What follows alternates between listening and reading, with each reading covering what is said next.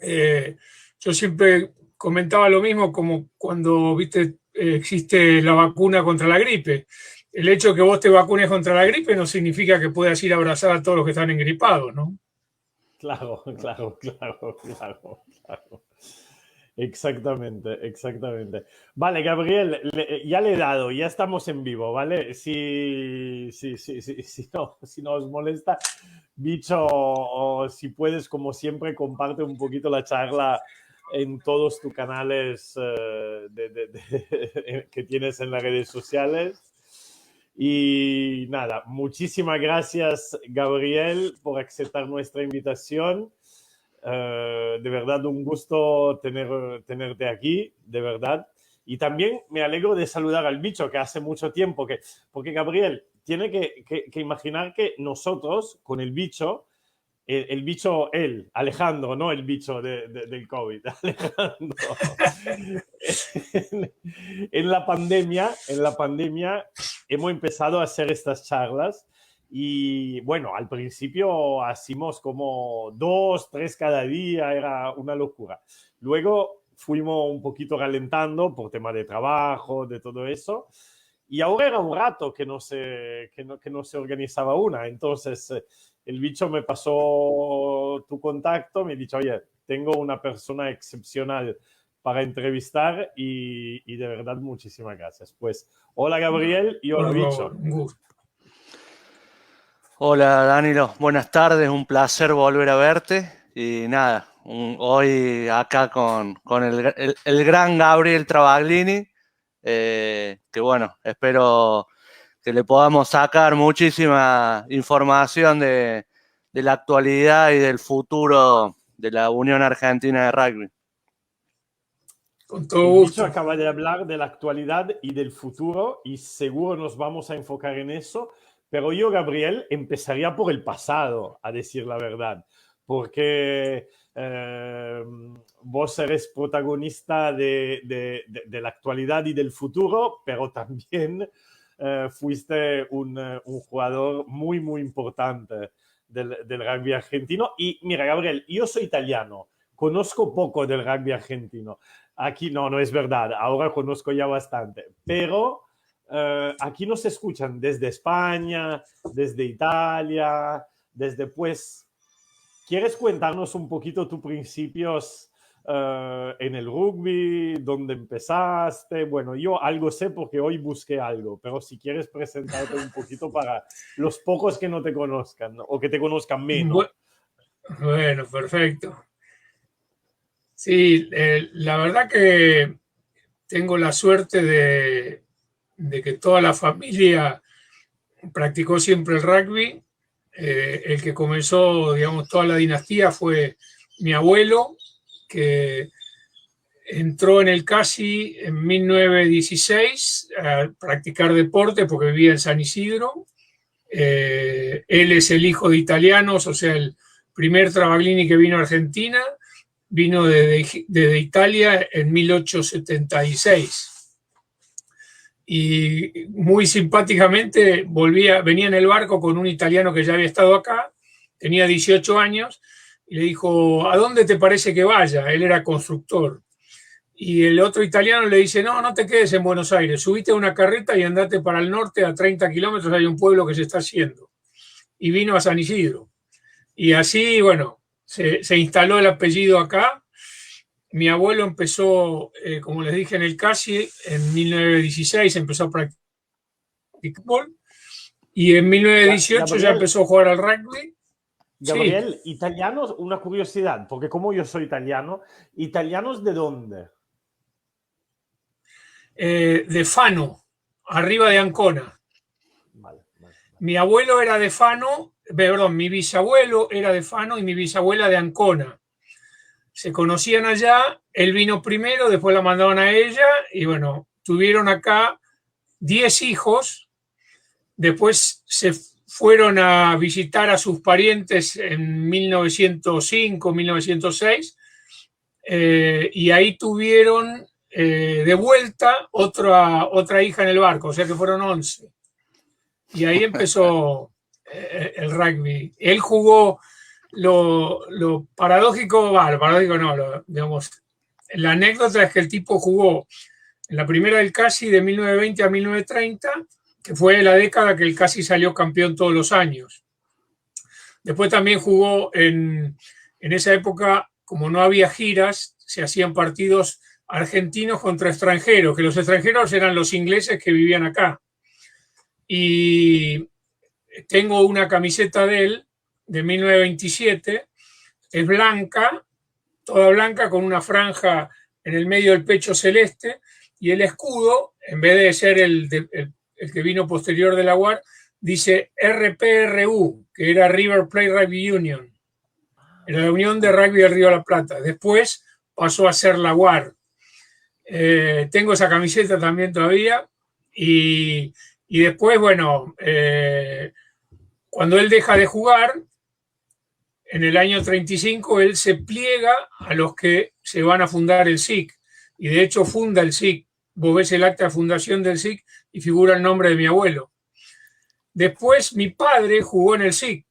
Papá jugaba de fullback y jugó en el SIC. En la primera jugó 44, 45, después se lastimó la rodilla, tuvo que dejar de jugar. Y ahí mi abuelo, que es la chanza, digamos, que yo siempre le hago a los del SIC, se aburría y entonces se volvió al CASI, pues le gustaban jugar a las cartas y en el CASI había. Entonces siempre les digo a los del SIC, si hubiesen hecho una salita para jugar a las cartas, yo jugaba en el SIC. Y después, bueno, vino Alejandro, que era el sobrino predilecto de mi abuelo, porque el padre de Alejandro era hermano menor de mi abuelo. Y bueno, y ahí empezó Alejandro a jugar en el CASI. También antes había jugado otro primo de él, que se llamaba Carlos, que jugó de Pilar. Y después de Alejandro empecé a jugar yo, y después también jugó César y jugó Rupa. Y bueno, yo empecé a jugar en el CASI a los 14 años y dejé de jugar a los 40, porque en esa época yo me había separado y bueno, estaba con ganas de hacer algo y volví a jugar a los 36 años, y de hecho volví a jugar cuando el CASI se va a segunda, después de haber salido campeón 3 años. Y cuando el CASI se va a segunda, me llaman para entrenar y yo dije que no, que prefería jugar, y vuelvo a jugar en segunda, que fue un año muy lindo porque éramos 2 o 3, digamos, más veteranos, y después subía toda la camada de Agustín Pichot, y jugué con Agustín, con el Colorado Fuseli, con Jorge Salcherano, un montón de chicos, con Tati Filan. Claro. Y bueno, ascendimos a primera, y yo en esa época empecé a trabajar en Philip Morris, viajaba mucho, entonces seguí jugando en intermedia o preintermedia, que es el segundo o tercer equipo, hasta que en el 98, el que era entrenador de la primera, yo había faltado el martes porque había estado de viaje, me llama el miércoles y me dice, ¿venís mañana a entrenamiento? Le digo, sí. Me dice, bueno, vení porque tenés que jugar en primera. Entonces le dije, no, si el CASI necesita un tipo de 40 años para jugar en primera, estamos en el horno. Y ahí desaparecí. Y estuve 2 años sin ir y después volví a ir, pero ya sin jugar, digamos. Vale. Y después, bueno, dale, bicho.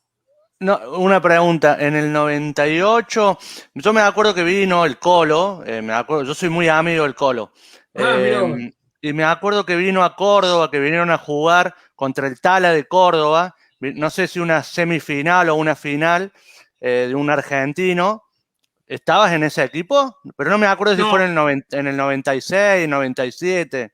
No, yo en el argentino, o sea, argentino a nivel provincia, la última vez que jugué debe haber sido en el 90, por ahí. Vale. Después ya no. Y en los Pumas, bueno, jugué desde el 78 hasta el 87. Después del Mundial ya dejé de jugar. Después en el 88 y en el 88, sí, jugué para Buenos Aires contra Francia, pero ya en los Pumas no jugué más. Vale. Muy lindo. Muy lindo resumen. Sí, un poco corto para no aburrir a tanto. No. No, qué aburrido. Y Gabriel, siempre jugaste de octavo, ¿no? En el casi he jugado de octavo y de segunda línea la mayoría de los partidos. Y en el seleccionado al revés. Jugué prácticamente toda mi carrera de octavo. Porque tenía la suerte de que siempre estaban los hermanos Giachetti o el Chapa Branca y Tati Milano.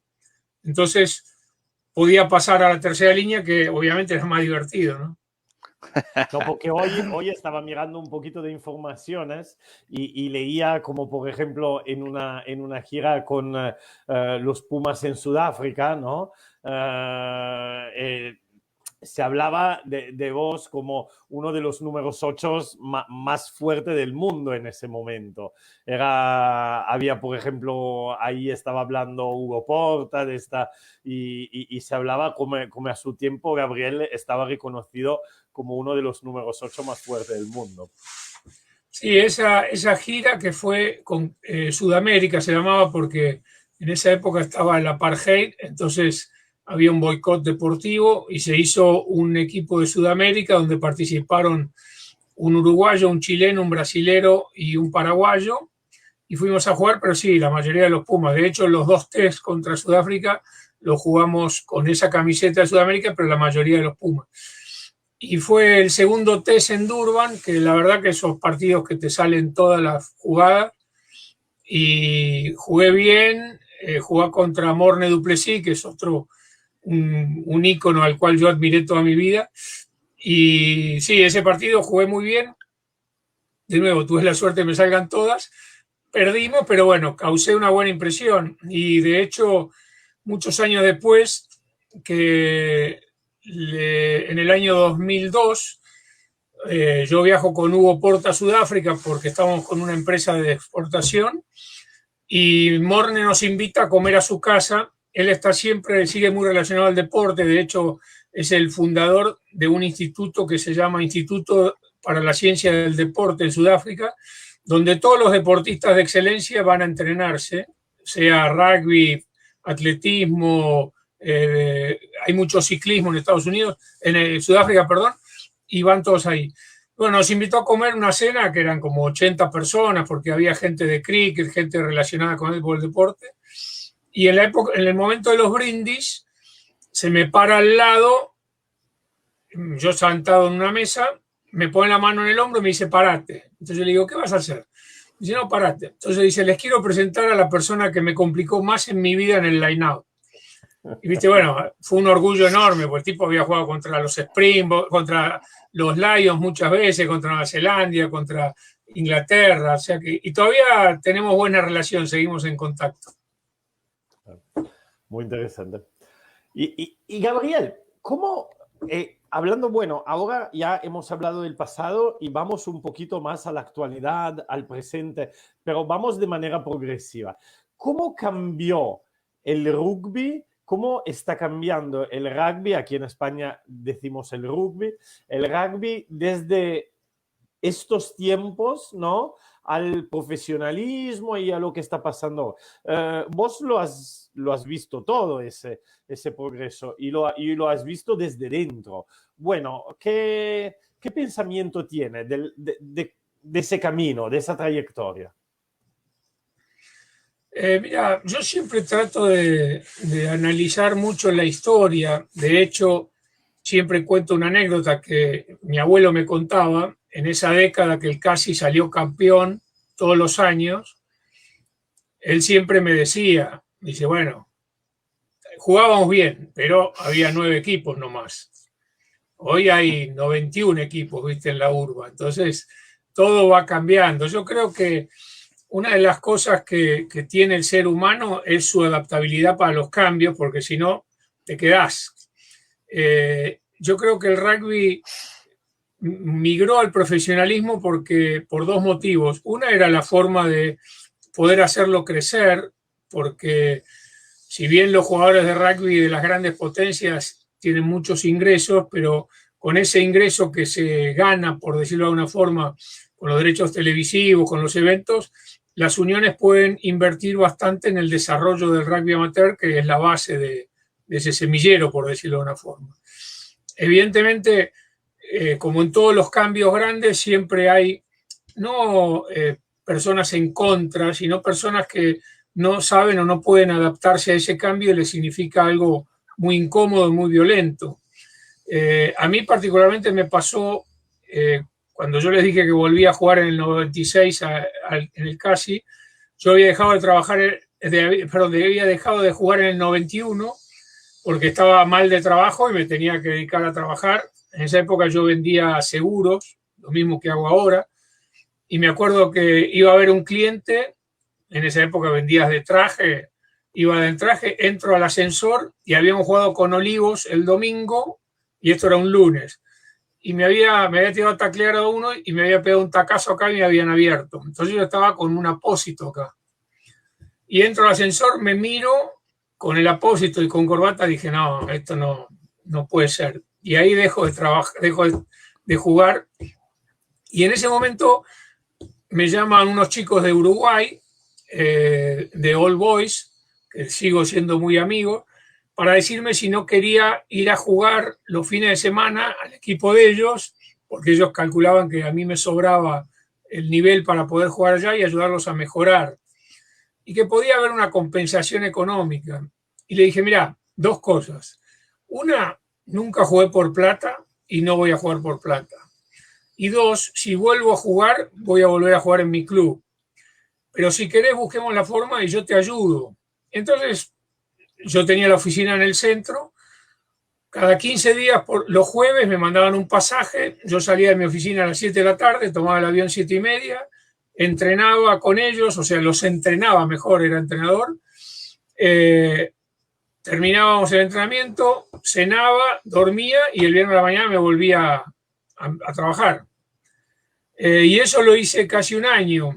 Y, digamos, la gratificación de eso fue que en el año 92, el Seven de Punta del Este me invitan a jugarlo y hicieron un equipo que era increíble. Era John Hills, que había ganado el Mundial del 91, en segunda línea de Australia, Jason Little, que también había jugado ahí, Eric Rush, que en esa época era la estrella neozelandesa de los Sevens, Frank Boons, que había sido jugador de Samoa y de los All Blacks en los mundiales, Darrell Juni, que era un jugador muy bueno de Seven de Australia, el Aguja Gómez, Santiago, eran dos hermanos, no me acuerdo, Santiago Bordaberry, dos mellizos Cat y yo. Y ganamos el torneo. Le ganamos la final a Pueyrredón y yo hice 3 tries. Pero hacía 3 tries porque era cuestión de estar al lado de ellos, viste que hacían todo y después te la daban, ¿no? También pero yo la volviendo, memoria, Gabriel. sí, todos los compañeros, el nombre, el apellido, yo ni me acuerdo con quién. Siempre me joroban por eso, porque tengo buena memoria. Pero no, volviendo al tema de tu pregunta, Danilo, yo creo que el rugby muchas veces tiene el problema de que se malinterpreta y se mezcla con la política. Hoy en día, acá nos está pasando que por temas políticos hay mucha gente que agarra banderas y va para adelante, cuando todos buscamos el mismo objetivo, que es desarrollar el rugby de base y obviamente hacer crecer el rugby profesional, no en cantidad, sino en competencia.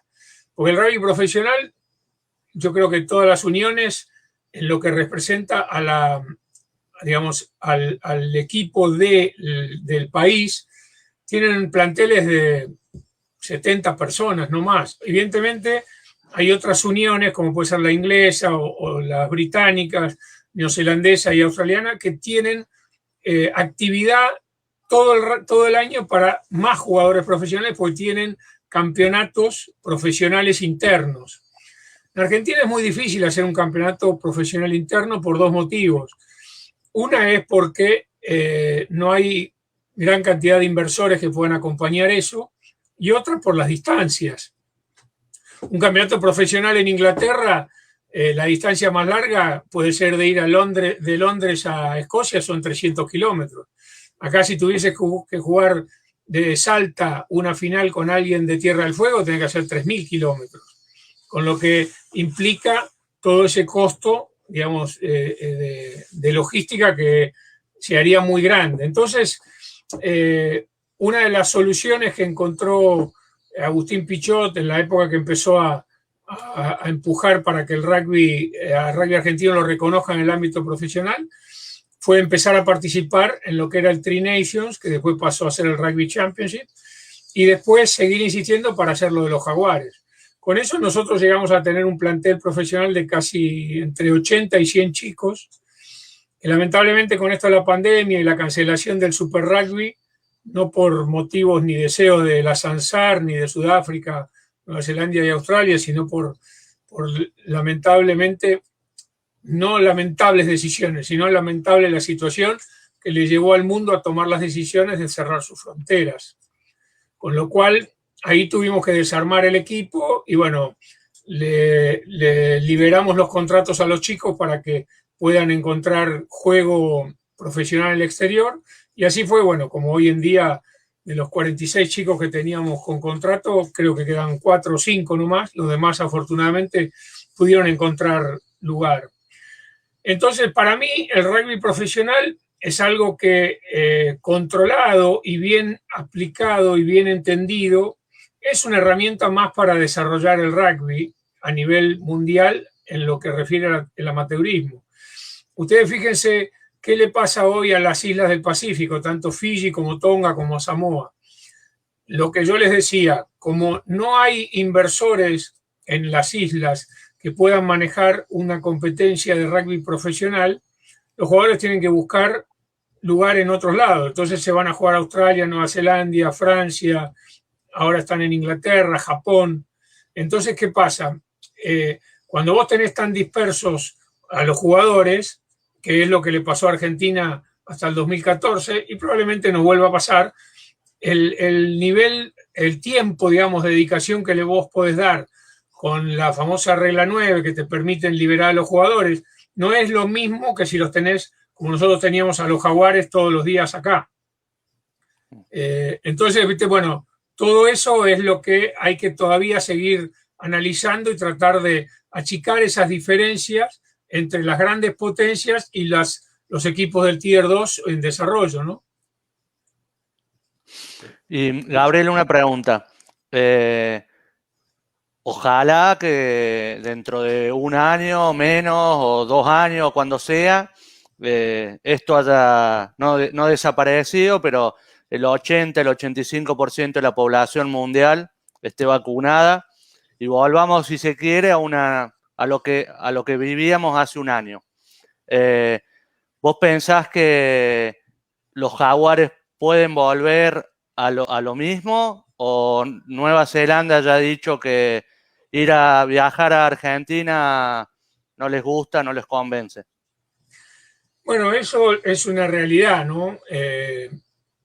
Yo me acuerdo, mira, en ese momento que les comenté que en el 2002 fuimos con Hugo a Sudáfrica y lo fuimos a visitar a Morne, porque el Instituto del Deporte está en Newlands, donde está también la Unión Sudafricana. Y como estábamos con tiempo, fuimos a una entrevista se llamaba Ryan Overholzer, que era el gerente general de la Unión Sudafricana, pero la compañía. Ellos tenían dos, digamos, elementos. La Unión Sudafricana, el board, que era el que manejaba el juego y las reglas, y la Unión Sudafricana, la compañía. Obviamente tenían un board en común, pero que la sudafricana ejecutiva, la que manejaba la plata, era la encargada de hacer los mejores partidos, contratar las mejores televisiones y hacerle sacar rédito. Sí, exactamente. Y yo me acuerdo que en ese momento, te estoy hablando de esto que hoy vos decís, Bicho, que ya tomó determinación Nueva Zelanda de los viajes, el tipo nos decía, para mí, jugar el Tres Naciones es un dolor de cabeza. Dice, ¿por qué? Porque mis equipos viajan 16 horas a Nueva Zelanda, juegan partidos durísimos, vuelven 16 horas a Sudáfrica, se recuperan. A la semana viene Nueva Zelanda o Australia y vuelven a tener otro partido durísimo. Y después vuelven a viajar. Entonces el tipo decía, es impracticable, además por otro tema. Por el uso horario, cuando el partido es en directo allá, yo acá lo veo a la 1 de la mañana y no tengo muchos viewers. Entonces, para él decía, para mí, el mejor torneo es en un triángulo que sea Sudáfrica, Irlanda, Argentina. Ahí tenés un rango horario de 5 horas. El viaje más largo es de 9 horas a Sudáfrica y de Sudáfrica a Irlanda son 10. Entonces, en ese marco, yo voy a tener mucho menos viaje, menos desgaste, con una diferencia horaria de 5 horas, no de 16, como era lo ir perdón, de 12 o 13, como ir al sur, y voy a tener más espectadores en el horario prime time, porque en ese rango de 5 horas para todos va a estar bien. O sea, si el partido es a las 3 de la tarde, Argentina lo ve a las 10 de la mañana, e Irlanda lo ve a las 8 de la noche y al revés.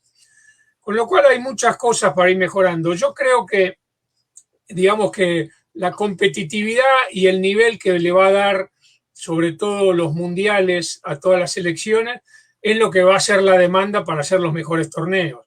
Hoy Nueva Zelanda y Australia lo han dicho, pero porque también no hay ninguna posibilidad de hacer un torneo internacional de ese nivel. Pero yo te puedo garantizar que si aparece la oportunidad y el negocio está, vuelven a viajar. Vale. Vale. Claro. También Claro, el Qatar, esto de lo que acabas de hablar en Italia. Va, bicho, va. No, dale vos. Bicho. Dale vos. No, solo estaba comentando que ahora se está hablando mucho de lo que acaba de hablar Gabriel también en Italia, ¿no? Porque los equipos sudafricanos ahora se han incorporado al Pro 14, ¿no? Al torneo que era la Céltica, y bueno, hay rumores que están interesados a tocar la puerta al Seis Naciones.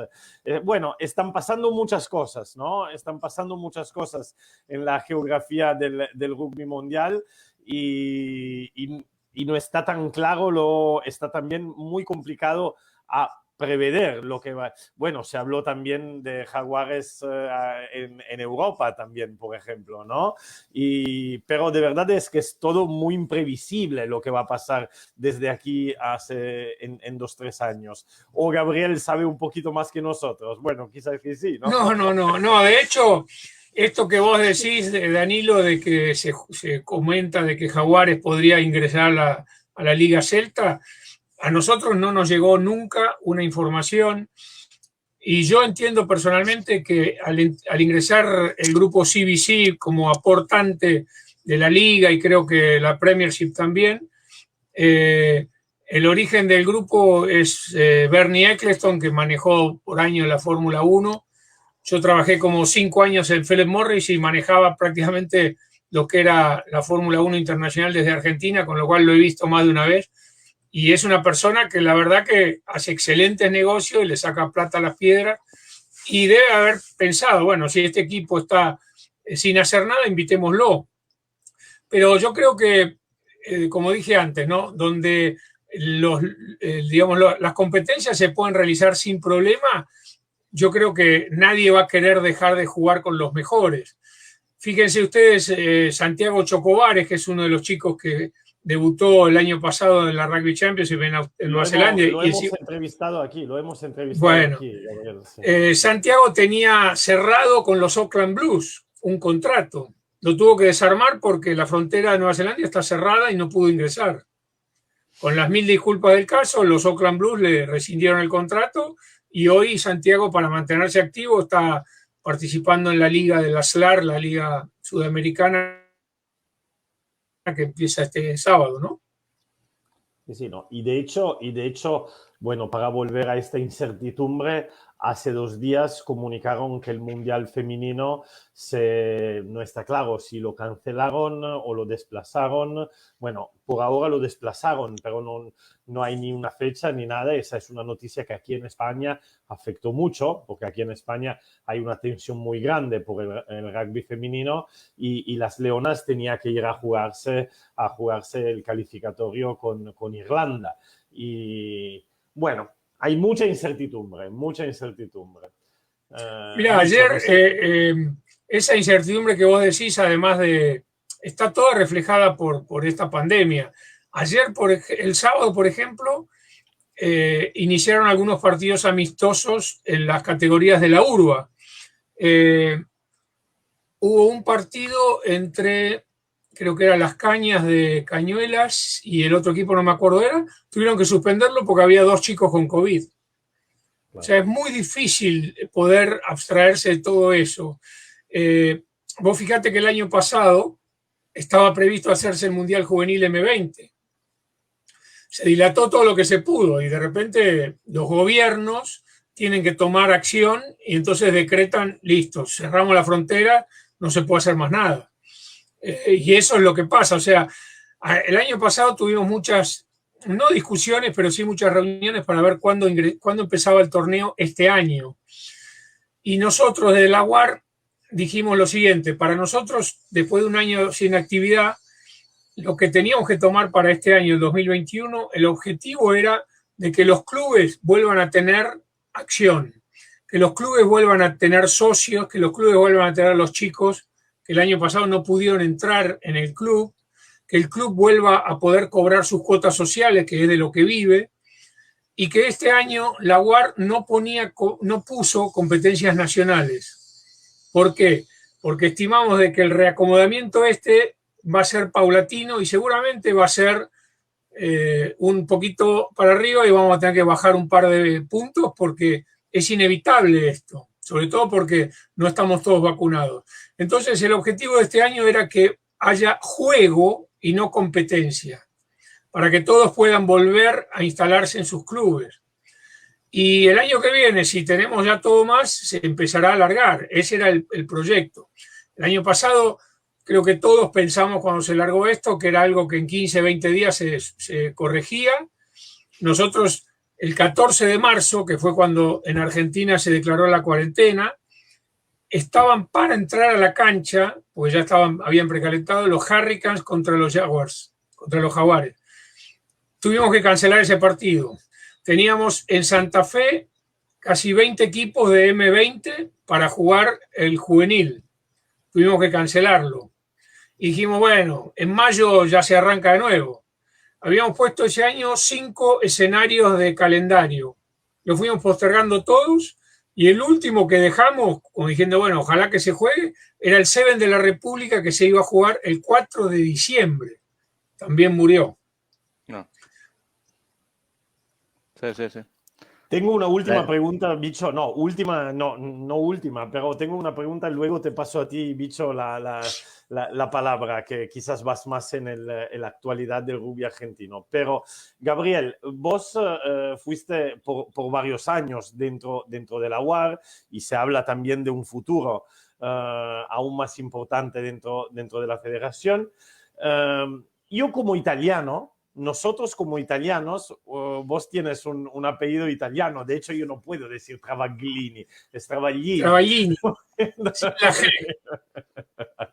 Como italiano miramos a Argentina con mucha envidia, entre comillas, ¿no? Envidia buena, con mucha ilusión, dice, hostia, mira lo que están haciendo los argentinos, porque llegar a ganar a los All Blacks en la manera en la cual pasó es algo ahora por Italia de impensable. Bueno, ni nos los podemos imaginar.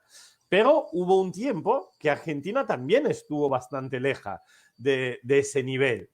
Y entonces, bueno, ahora en 10 días en Italia hay elecciones también federales, ¿no? Y se está hablando, bueno, ¿dónde tiene que renovar el rugby? ¿Qué tiene que hacer? Ahora no le voy a preguntar lo que tiene que hacer Italia, porque no sería correcto y no sería lógico. Pero, ¿cuál fue la receta, si se puede decir, o el método que llevó a Argentina hasta ganar con los All Blacks, con un equipo que estaba cuarentenado? Bueno, yo siempre me acordaré las palabras de John Kirwan, que luego pidió disculpa, pero antes del partido dice, bueno, a ver si no ganamos con Argentina, porque estaban, bueno, en una situación muy crítica. Pero a pesar de eso, Argentina sacó los recursos para ganar a All Blacks. ¿Cómo pasó todo ese camino, no solo ese partido? Mira, yo creo que también vuelvo a lo que dije al principio, ¿no? El tema de la historia es muy importante. Argentina siempre fue un país más de Sudamérica. Si bien quizás nosotros por nuestra forma de ser o porque aprovechamos mejor los ingleses que anduvieron por todo el mundo con la instalación de los ferrocarriles, le sacamos más provecho a eso y copiamos mejor el juego que ellos habían traído, a diferencia de los países de Latinoamérica que o por ahí o no le dieron la importancia al rugby que necesitaban por cultura o por impedimento o por razones climáticas, como puede ser el caso de Brasil.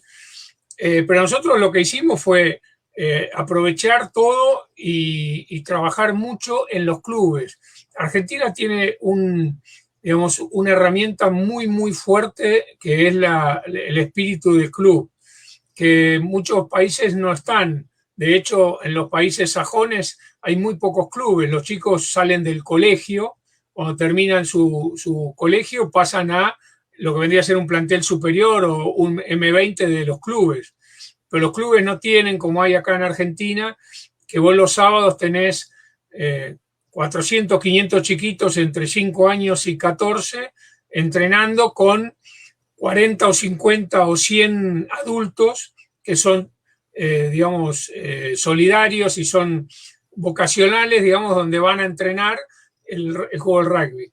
Argentina tuvo la suerte de que en el año 64 fuera a jugar el sudamericano a Brasil, y en ese sudamericano estaba Danny Craven, que fue el pope más grande que tuvo la Unión Sudafricana a nivel cabeza y poder.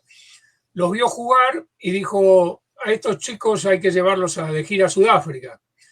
Pero como los había visto jugar, lo mandó a un entrenador de Pretoria que se llamaba Isaac Van Heerden, que como era muy confuso el nombre, le habían puesto Tito acá, y famoso quedó como Tito Van Heerden, que fue el que hizo toda la pretemporada antes de la gira a Sudáfrica y los acompañó en la gira por Sudáfrica, que fue de 2 meses, y donde, bueno, los primeros partidos ya los sudafricanos de por sí eran más grandes y con un fervor y digamos, una raza mucho más fuerte. Prácticamente los borraron los primeros partidos y ahí apareció, digamos, el espíritu, que se puede decir que es el espíritu de los Pumas, y la garra, digamos, de los argentinos que después del segundo o tercer partido se juntaron y dijeron, no perdemos más. Hay que hacer lo que sea, pero no perdemos más. Y ahí empezaban a jugar cada vez más. Esa apertura que nos dio Sudáfrica, nosotros siempre la valoramos y de hecho es lo que hoy estamos haciendo pese a muchas críticas de muchos argentinos de jugar la Liga de la SLAR. Pues nosotros entendemos que la solidaridad que tuvo Sudáfrica para con nosotros hoy la tenemos que tener con Sudamérica para que Sudamérica crezca. Yo decía una utopía, supónganse que dentro de 5, 2, 5 o 10 años los países de Sudamérica tengan el mismo nivel de los Pumas. Sería brillante, no tenemos que hacer 14 horas de viaje para ir a jugar con los mejores. Tenemos una competencia mejor. Eso es lo que a mí me llama la atención de Italia. Italia creo que desde el año, si no me acuerdo mal, 78 o 79 juega el 6 Naciones, con lo cual tienen una vez por año partidos de mucho nivel. No, desde el 2000. Desde el 2000. El 2000, perdón, bueno. Sí. 21 años. Tienen muchos jugadores que por el desarrollo del profesionalismo, jugadores de gran nivel, ya sea neozelandeses que fueron los primeros, franceses, hubo varios argentinos, ayudan por el nivel de juego a mejorar el juego de Italia. Italia tiene también jugadores italianos en la liga francesa que también vuelven y participan. O sea, es una incógnita muy grande que yo no sé si pasa para mí pasa porque dos cosas. Una, hay demasiados no italianos, con lo cual eso puede desincentivar a un jugador italiano que aspira a llegar al seleccionado. Y la otra, la verdad que lo digo de ignorante, no sé cómo está conformado la base del juego amateur en Italia, si hay clubes o si van a los colegios y después pasan a los clubes. El trabajo en los clubes es muy importante, Pensá que hoy un equipo de primera, como puede ser La Plata, el SIC o Cuba, está en el orden de los 1.200 jugadores, sin contar infantiles. Que los infantiles generalmente rondan en 400, 500, 300 jugadores. Y muchas veces, obviamente, no tenés de todo, porque en el rugby del desarrollo, en el interior del país, en las provincias, hay lugares donde un equipo tiene 20, 30 jugadores. Pero paradójicamente, haciendo un análisis de la cantidad de jugadores que hay en la Argentina, sin contar los infantiles, el 45% de la masa de jugadores que hay en la Argentina está en el rugby de desarrollo, lo cual para nosotros es importante. Yo creo que un país como Italia, con la cercanía que tiene Europa, con los entrenadores que ha podido tener y contratar, la verdad que no le encuentro respuesta a por qué no han podido progresar, ¿no? No, pero más que eso me interesaba cómo pasó, cómo progresó Argentina, porque pero lo acabaste de comentarlo en parte, ¿no? Entonces, todo sí, el tema de los clubes. El tema de los clubes y la mejor competencia. O sea, mira, yo tengo la invitación del capitán de la primera del CASI en el año 1926. Se la mandaba una hoja escrita a máquina, firmada por él, y dice así: estimado Adolfo, mi abuelo se llamaba Adolfo, el sábado tenemos que jugar contra el equipo de Gimnasia y Esgrima. El partido es a las 3 de la tarde. Te sugiero que tomes el tren 14:15 para llegar y tener 10 minutos para charlar antes de entrar a la cancha. Sin calentamiento ni nada. Nada. O sea que el nivel de juego cambió y en esa época se entrenaba a veces los jueves, a veces martes y jueves. Hoy en Argentina tenés lunes un entrenamiento que es regenerativo, martes entrenamiento completo, miércoles entrenamiento de gimnasio, jueves entrenamiento completo. Y además de eso, los chicos tienen dedicación personal porque quieren mejorar.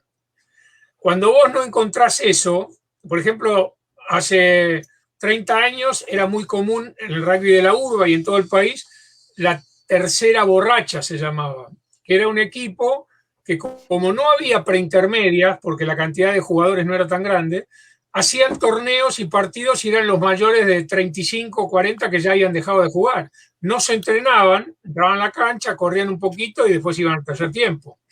Cuando aumenta la masa de jugadores, empiezan a haber primera, intermedia, preintermedia A, B, C, algunos tienen D y menores de 23. Eso es el desarrollo que hace el boca a boca, porque no sale, viste, en la página del diario un aviso que diga venga a jugar al rugby. Es el boca a boca. Y es lo lindo que se transmite de este deporte y, obviamente, el esfuerzo que vos decías al principio que han hecho los Pumas. Pensá que la película completa fue, arrancaron acá, nosotros tenemos un lugar que se llama Casa Puma, donde están aislados, donde pueden entrenarse. Empezaron a entrenarse ahí, se volvían a sus casas, entonces volvían, había un par de contagios, entonces los sacamos, los llevamos a un hotel, Howard Johnson, que queda cerca de ahí, para que estén más aislados, iban a entrenar. Igualmente se contagiaron un par, entonces ahí hablamos con Uruguay y se fueron a Uruguay. Tuvieron 30 días en Uruguay, después se fueron a Australia. En Australia fueron con 20 días de anticipación, porque 15 días tenían que hacer cuarentena. En esa cuarentena nosotros lo contratamos a Michael Checa, que Michael Checa los veía desde la tribuna, pues no podía tener contacto. O sea que todo es, por decirlo, a pulmón, como dicen los sacrificados, ¿no? Y la verdad es que los chicos siempre fueron muy profesionales, más allá de los ingresos económicos que puedan tener, porque ser profesional no es ganar plata, es saber lo que estás haciendo. Y los chicos siempre fueron profesionales, con lo cual el condimento de la profesionalidad de ellos, más toda la situación, digamos, del desafío que significaba ir a jugar a Nueva Zelanda, bueno, dio que esta concentración que tuvieron los chicos previa y durante el partido, que nunca vi, haya llegado a tener esos frutos. O sea que hay muchos más condimentos, no es solamente el tema de ser bueno. Hay otra cosa que no te la puede dar nadie, la tenés que agarrar vos solo, que es la concentración. La concentración es algo que si te sacan de concentración, ya perdés todo. Yo siempre hago la diferencia entre ganar y que me ganen. Perder, nunca. Esto lo había dicho Luis Gradín, que era el entrenador nuestro en la gira del 79 de Nueva Zelanda. Ponía carteles en el vestuario que decía, perder no existe. Y yo decía, ¿cómo si acabamos de perder? Y un día me dijo, vení, ¿por qué pongo perder no existe? Porque si vos, el otro equipo te gana, es porque vos hiciste todo lo que tenías a tu alcance y el otro era mejor. Si vos perdiste, es porque el otro no era mejor y vos no diste todo. Entonces perder no existe. Y hoy los chicos de los Pumas en ese partido no querían perder. Muy bueno. Bueno, Danilo. No, Bicho, va tú. Bueno, he hecho solo yo preguntas, pero sí, vas tú, si tienes. Bueno, yo tendría otras 45, pero... a ver, básicamente es la situación actual de la polémica esta que salió hace poco en las redes sociales, que jugaban sin scrum, que todas las primeras líneas de Argentina se pusieron locos, que se estaban cargando el rugby, porque cómo no va a haber scrum. Pero bueno, después la UAR lo salió a aclarar, y lo acabas de decir vos, ¿no? Que esto es transitorio, es por ahora, porque, bueno, ya lo explicaste muy bien. Pero hay un organigrama de decir, va a volver el empuje, vamos a volver a hacer scrum en 6 meses, o si, no sé, hay algo, ¿tenés un panorama más o menos planteado? Mirá, la verdad que estoy bastante molesto con eso.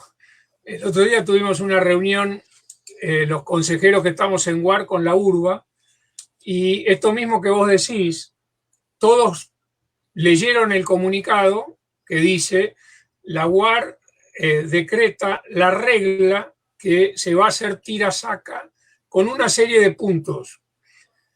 Claro, cuando vos escuchás el tira-saca, vos lo asociás a los infantiles, menores de 5 a 14, que se apoyan y no empujan, tira-saca, o lo que era en su momento los partidos de los veteranos, que como éramos todos gordos y estábamos cansados, nos apoyamos, tira-saca.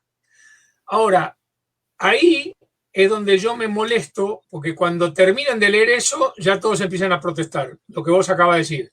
El rugby no quiere, la UAR no quiere más scrum, se acabó el scrum, el rugby sin scrum no es...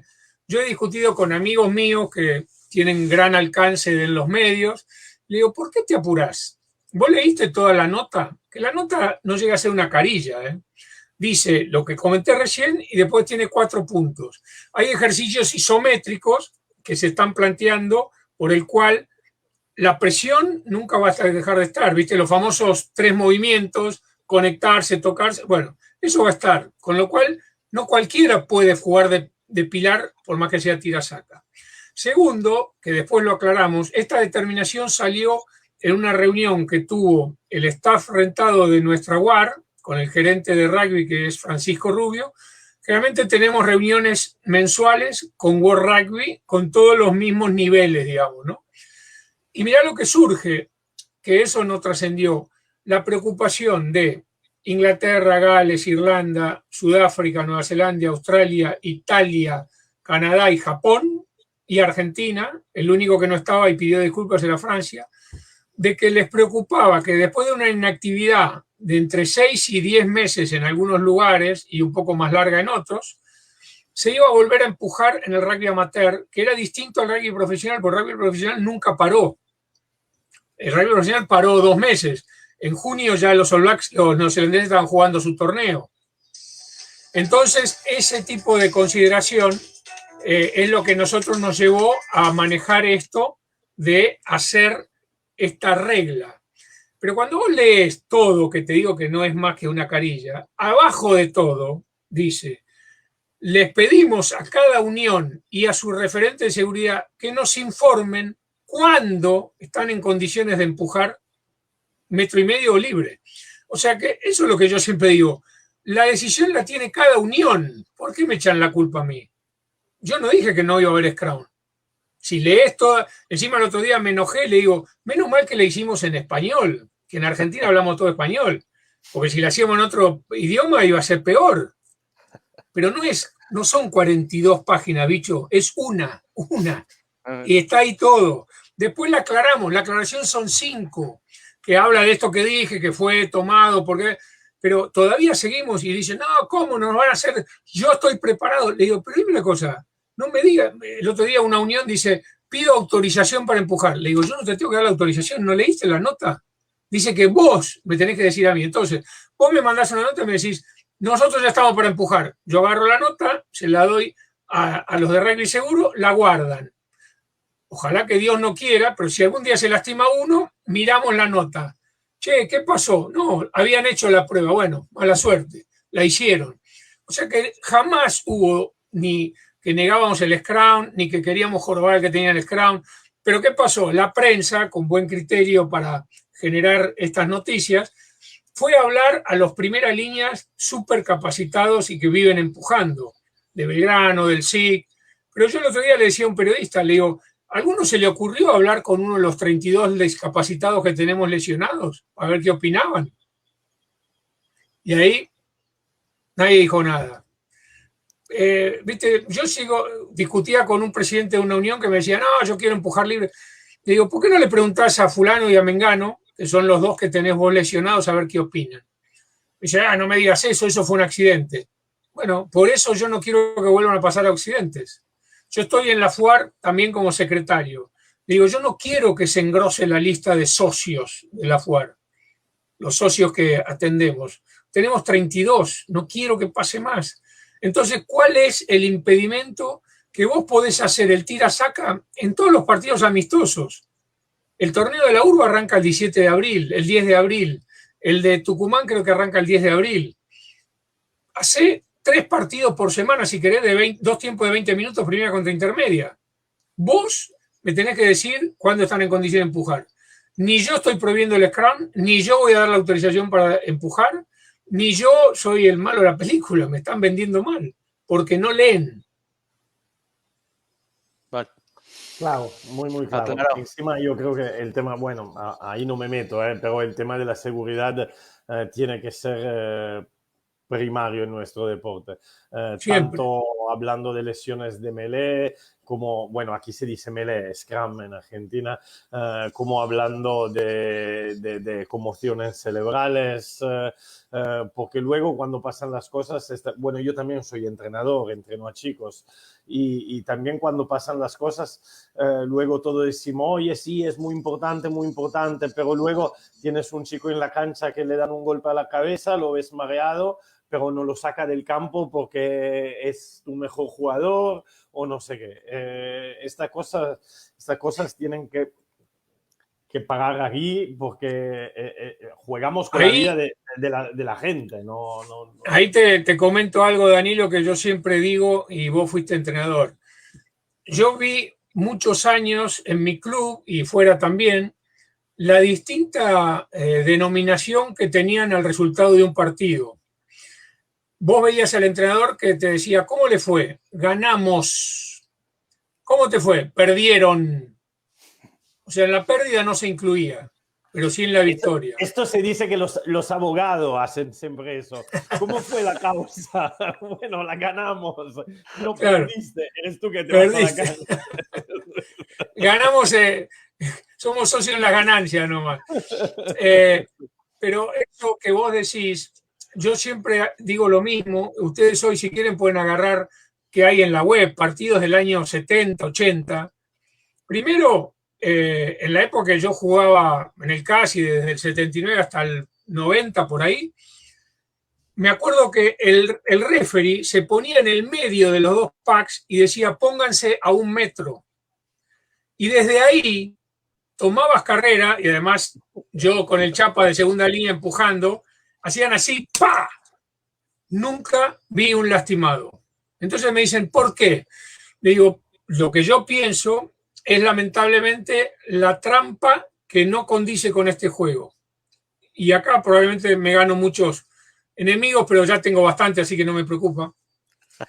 El equipo que no puede contrarrestar un pack de scrum empezó a analizar cómo pararlo. Entonces, vos hoy en día agarrás a pilares que ya jugaron en la década del 80 y te dicen, sí, mi entrenador me decía, si estás incómodo, saca el hombro o tiralo. Entonces, él, que era el que sabía que iba a tirar el scrum, no le pasaba nada porque sabía que iba a tirar el scrum. Ahora el otro, que lo agarraba lealmente formado, no se da cuenta y terminamos con un accidente. Y cuando vos te pones a hablar con los chicos que integran la FUAR, a mí me pasó en la presidencia que yo tuve en el CASI en el 2016, Juan Gastaldi, un chico de 1,80 m, 20 años, 120 kilos, 3 veces por semana de gimnasio, me dijo, me distraje. Bajaron, el referee se va de nuevo, se separaron y cuando se estaban por bajar, estaba con la cabeza torcida, bajaron, se golpeó él con su cabeza en el hombro del otro. Hoy está cuadripléjico. Entonces yo digo, nosotros tomamos carrera, ¿viste? El Caña Varela nos ponía el burro contra un pino y nos hacía empujar. No se movía, pero nos hacía empujar. Y lo llevábamos, paseábamos por toda la cancha y cada vez ponía más peso. Y bueno, era una preparación. Y cuando ustedes vean partidos de la década del 70 o del 80, yo me acuerdo en Nueva Zelanda, fui en el 79, lo primero que nos dijo el baggage master, que era neozelandés, tengan cuidado cuando están en el piso, porque para el neozelandés el piso es pasto. Y vos ves los racks de esa época, los tipos entran de cabeza, pero zapateando al tipo que está y cada vez más arriba. Todo eso cambió por la seguridad del juego, gracias a Dios. Pero también hay mucho de la falta de lealtad. Tiene que haber más lealtad y si el otro me gana, que me gane. Tengo que mejorar para ganar. No puedo ganar con trampa o en el escritorio, como digo yo, ¿no?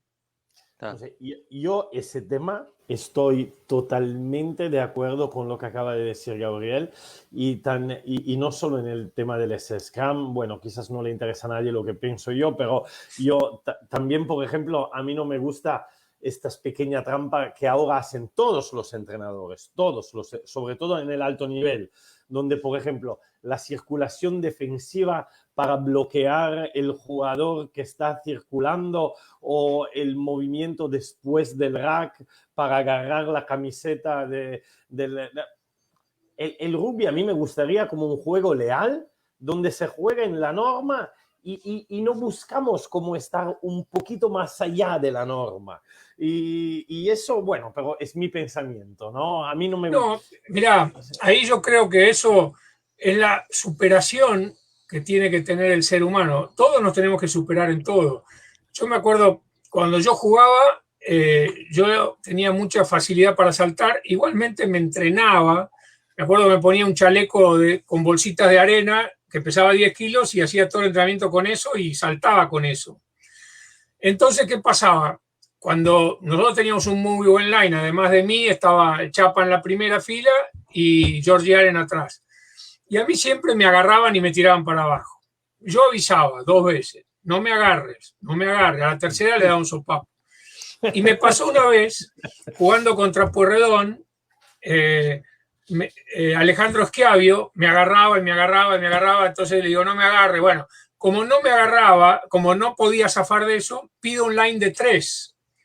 En los 22 metros, en ese momento eran las 25 yardas de Pueyrredón, pido line de 3. Yo voy último, digo, bueno, acá, si me agarran, no va a haber el referee que era Douglas Kerr, que no. Salto, me agarra y en el aire le pego una trompada que cae como una bolsa de papas. Y el referee toca el silbato. Y yo dije, soné. Pasa al lado mío, se agacha a Schiavio y le dice, te va a matar, penal para el CASI porque lo agarraste. ¿Entendés? Entonces, no está bien eso, pero bueno, en la época nuestra, cuando vos decís que te agarran la camiseta o que te obstruyen, iba un sopapo y el referee sabía por qué había sido. Pero bueno, ahora como tenemos todo más hay 2 millones de ojos, falta el VAR del fútbol también, viste, bueno, estás más controlado, por decirlo así. Pero bueno, era la regla del juego. Yo me molestaba mucho que alguien me haga trampa.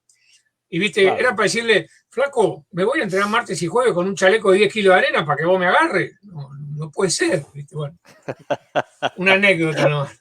Fantástico, sí, pero muy divertido. Vale, bueno, ya nos hemos pasado de la hora. Ya, bueno, ya está, porque si no aprovechamos demasiado el tiempo de Gabriel. No tengo problema. Bueno, bicho, puedo hacer la última, ¿no? La de siempre. ¿O tienes otras antes? No, hacé. Dale vos para adelante. No, bueno, Gabriel, nosotros siempre nos despedimos con una pregunta. Una sola.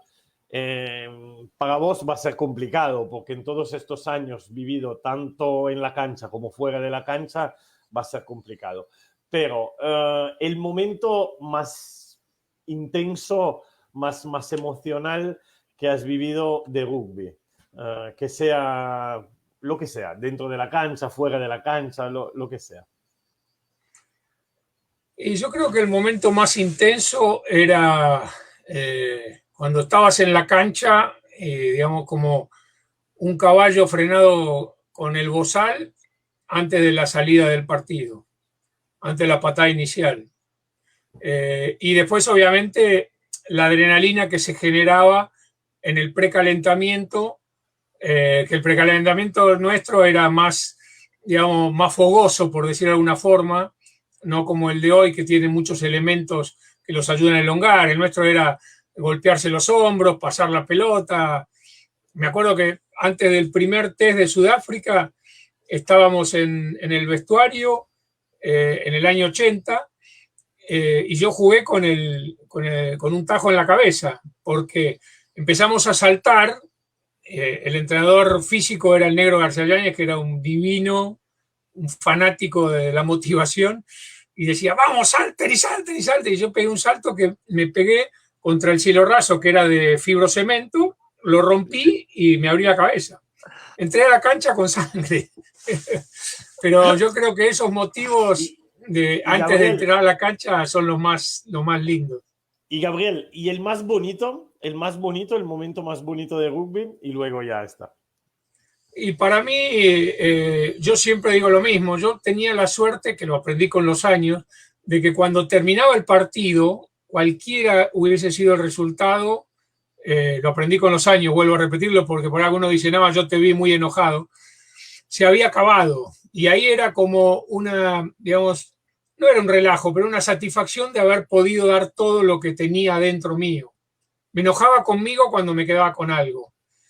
Eso, y después el relax antes de la ducha, y después llegar al tercer tiempo, después de tomar el té para que ingrese algo de alimento, pasar a tomar una cerveza, era el mejor momento del mundo.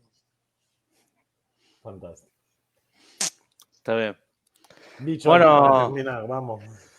Nada, Gabriel, muchísimas gracias por tu tiempo. Yo creo que para todos los rugbyers argentinos, la gestión de estos años de Manota y de todo su equipo, creo que pasan a la historia, porque le ganamos los All Blacks, entre otras cosas. Espero que el rugby argentino siga para adelante, siga creciendo, siga sacando pendejos como el Negro Santi Carrera, como Chocobares, que sigan saliendo esos jugadorazos, y que ojalá ganemos un mundial. Sí, la verdad que yo creo que es el deseo de todos, pero bueno, yo siempre me quedo contento con que hagamos todo lo máximo que está a nuestro alcance.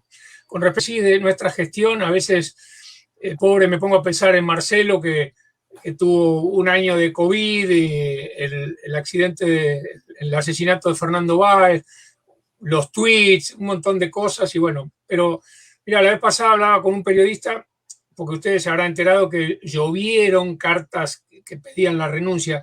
Lo paradójico es que no llegó ninguna a destino, o sea, no llegó ninguna a la UAR. Todos la publicaban en los medios. Entonces me dice, ¿qué les parecen las cartas? Le digo, yo no recibí ninguna, las leí todas, pero no recibí ninguna. Le digo, te voy a explicar cuál es mi pensamiento, por qué pasa esto. Porque, ¿por qué hay pocos dirigentes? Cuando vos jugás al rugby, con pantalón corto y adentro de la cancha, la gente te aplaude en un 80%, 85% y el resto te abuchea. Cuando pasás a ser entrenador, que ya hay menos jugadores y hay menos entrenadores, te pones la yoguineta y la mitad te abuchea, la mitad te felicita. Ahora, cuando te sacás la yoguineta y te pones el saco y corbata y pasás a la tribuna, todos te abuchean. Entonces, por eso hay pocos dirigentes. Pero es verdad, es verdad. Es verdad, es increíble, es verdad, es verdad. Bueno, y ahora, una pregunta, Gabriel. Por estatutos, Manotas acaba en marzo, creo, del año que viene, del 2022. Por estatuto, ¿no existe la reelección en la UAR? No, la UAR cambió sus estatutos, creo que hace ya, no sé si en el 2014 o 2016, que se extendió de 2 años a 4, pero sin posibilidades de reelección. Y también hay otra parte del estatuto que te impide ser 10 años titular. ¿Qué quiere decir esto? Que si vos fuiste vocal titular, secretario, tesorero y presidente, no podés renovar bajo ningún aspecto. Te tenés que ir 1 año y después si querés volvés. Con lo cual Marcelo ya condice todas, o sea, tiene sus 4 años de presidente y que ya para el 2022 excedería el cupo de los 10 años. Vale.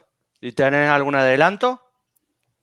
No, viste, en el 2017 se hizo un acuerdo entre todos los presidentes de uniones por el cual iba a haber una alternancia de 4 años un presidente de las provincias y el otro año un presidente de Buenos Aires. Supuestamente sigue firme, se va a cumplir, pero yo siempre digo lo mismo, ¿viste? Si a mí me quieren, me quedaré, y si no me quieren, también tengo muchas cosas para hacer que me van a divertir igual. Yo estoy para... Mirá, se lo dije a Agustín, que soy muy amigo, cuando me dijo si quería entrar a la UAR. Primero le dije, no, es demasiado, no me hinché. No, dale, que necesito que estés, porque vos sos un tipo, por ahí por mi experiencia en empresas o que había sido en el CASI ya muchos años. Bueno, está bien. Le digo, 2 cosas. Una, no voy a hacer lo que vos me digas. Me dice, no, por eso te llamo, no quiero que hagas lo que yo te digo. Y otra, si vos me decís que me vaya a casa, en cualquier momento yo te pago una comida para vos y todos tus amigos y te doy un beso en la frente. Así que no tengo problema de nada. Por suerte, entre mis laburos y el rugby tengo 5 pasaportes, pude viajar por todo el mundo, tengo 10 sacos azules que ya regalé todo, no necesito saco, no necesito platea, nada, quiero laburar, nada más. Y es lo que estamos tratando de hacer, ¿no? Está bien, está bien. Gracias, Gabriel. Pues hablamos otra vez cuando ya se acercará ese momento, así nos explicará todo el futuro, porque hoy hemos hablado bastante del pasado, mucho del presente, y nos queda aún hablar del futuro, pero esa ya no, nos la quedamos por la próxima entrevista, ¿no, Bicho? Cuando quieran. Ya te digo, en marzo del 22 le volvemos a hacer otra entrevista a Gabriel, pero me parece que el título, como lo presentemos, lo vamos a tener que cambiar. Bien. Bueno, Gabriel, un abrazo grande, muchísimas gracias. Y ya sabes, cuando vengas a Europa, por lo que sea, hace base en Barcelona y Danilo te invita a comer una paella. Bueno, vos sabés que tuve la suerte de jugar varias veces, 2 veces con el CASI y 2 veces con el seleccionado, una vez con el seleccionado, en el 82 cuando volvimos de Francia. Pero también una hermana de papá vive desde el año 72 en Ibiza. Y ahora hace rato que no voy, pero tuve la suerte de cada viaje que volvía y tenía, iba.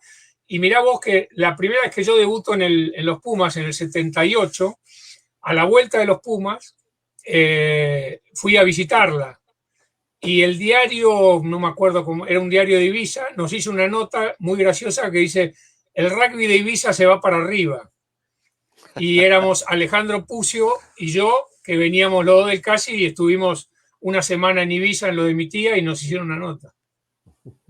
Está bien, está bien, Mira, está bien.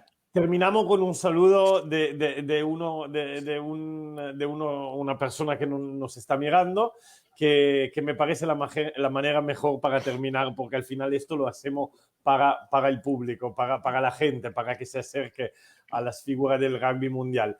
Un gran abrazo de quien disfrutó de ver a los Pumas en los 80, nos dice Daniel. Gracias, Gabriel. Vale. Muchas gracias, Daniel, también. Adiós, Gabriel. Muchísimas gracias. Gracias, Víctor. Gracias a ustedes, muchas gracias por todo. Nos vemos. Hasta luego. Hasta luego. Adiós.